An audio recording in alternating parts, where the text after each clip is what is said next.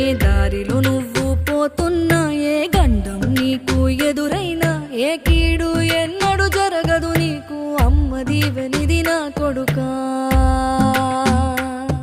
ఈ దిక్కులు నీతో కదిలేను, ఆ చుక్కలి దిష్టి తీసేను, ఏ గాలి ధూళి సోకదు నిన్ను, అమ్మ దీవెనిది నా కొడుకా.